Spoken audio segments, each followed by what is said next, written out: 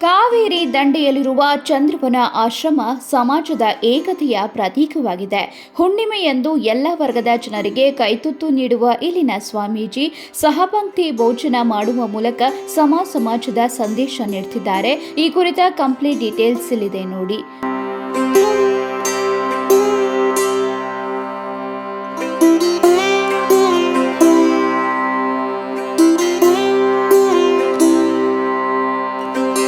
ಹೌದು, ಮಂಡ್ಯ ಜಿಲ್ಲೆ ಶ್ರೀರಂಗಪಟ್ಟಣದ ಚಂದ್ರವನ ಆಶ್ರಮ ಸಮಾಜದಲ್ಲಿ ಏಕತೆಯ ಸಂದೇಶ ಸಾರ್ತಿದೆ.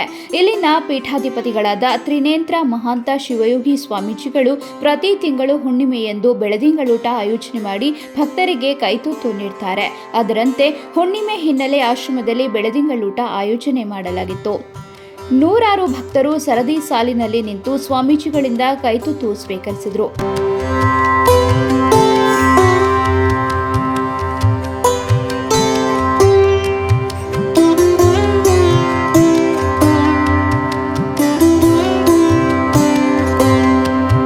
ಜೊತೆಗೆ ಸ್ವಾಮೀಜಿ ಕೂಡ ಭಕ್ತರ ಜೊತೆಯಲ್ಲಿ ಪ್ರಸಾದ ಸ್ವೀಕರಿಸಿದ್ರು.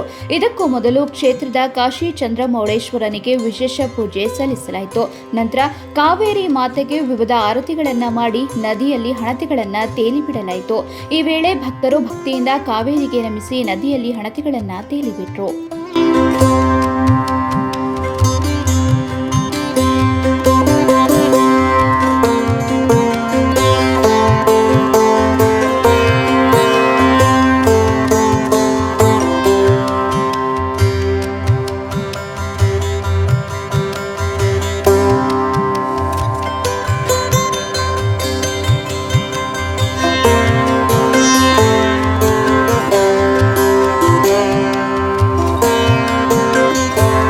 ಇನ್ನು ಕಾರ್ಯಕ್ರಮದ ಹಿನ್ನೆಲೆ ಮನರಂಜನಾ ಕಾರ್ಯಕ್ರಮಗಳು ಕೂಡ ಜರುಗಿದ್ವು.